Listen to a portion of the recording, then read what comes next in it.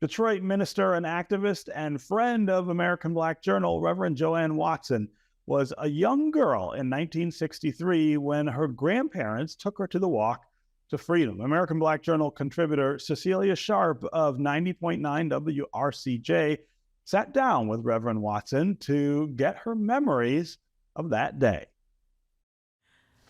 I am here with Reverend JoAnn Watson, and we are talking about the 60th anniversary of the Detroit Walk to Freedom that occurred in 1963, and you were there for that event.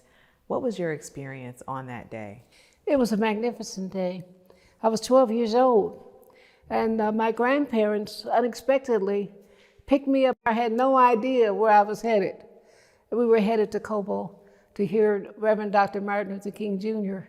and to see the largest crowd I had ever seen in my life. It was just truly a triumphant event because you felt lifted up by the crowd. You felt energized by the excitement. And my grandmother held my hand tightly as we surged through that huge crowd.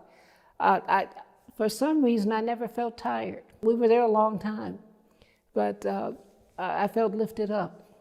So the march or the Walk to Freedom was to generate awareness and raise funds for the Southern Christian Leadership Council. Well, the signs all said jobs, justice, peace. Okay. Jobs, justice, which I later learned was the mantra for Dr. King's events. But that march really changed my life. And it still touches me today to think about Dr. King's voice, how it reverberated with those loudspeakers, how the crowd hung on every word. Nobody left without talking about Dr. King's speech. It was mesmerizing. Now, this was the first time that he gave the I Had a Dream speech. Right. Before Washington. That's true. Which people forget. What did the Walk to Freedom mean to the people in Detroit at that time? It meant a lot, because the injustice that was happening around the country was not just in the South, it also included the North.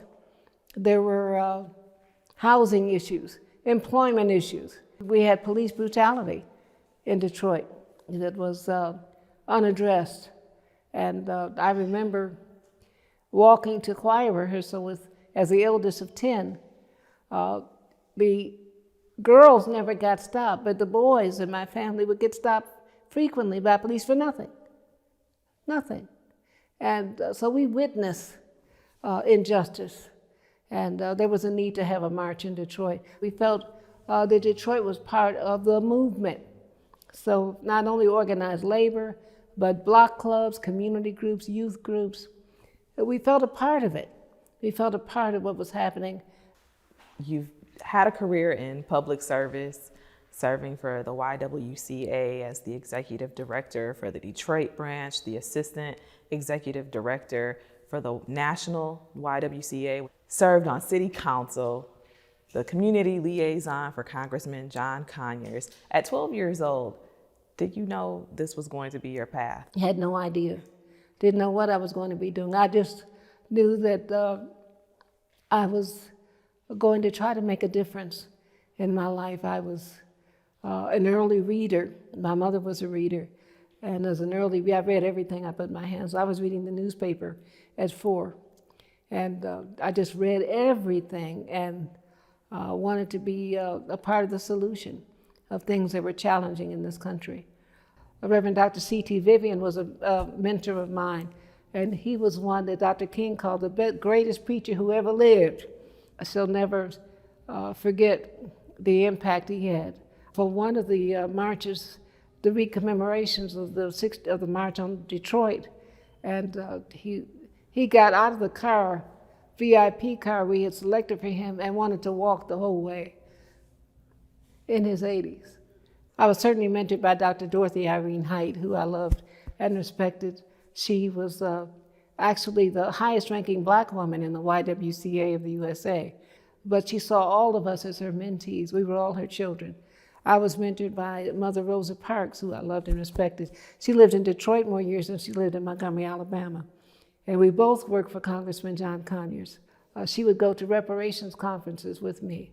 So I'm very blessed, very blessed. I didn't ask for it, could not have hoped for it, but it came into my life.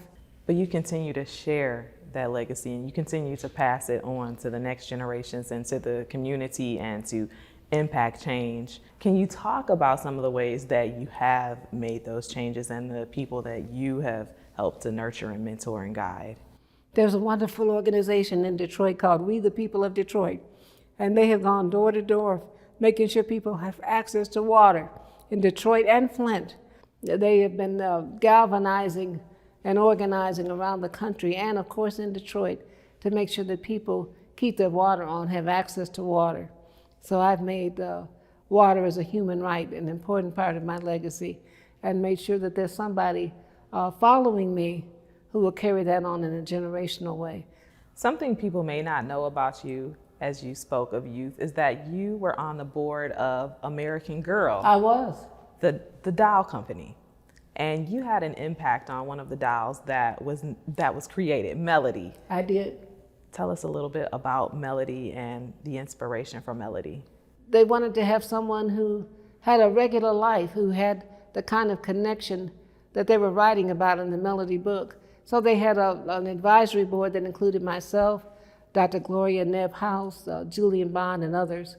And we sat down with them on a number of occasions. They were looking for someone who could help them understand what life was like for a girl in the 60s who was embracing the Motown music sound, which I did, Mattel folks and the American Girl people when they came to Detroit. And I drove them all around the city to show them all the things that made Detroit so unique and special.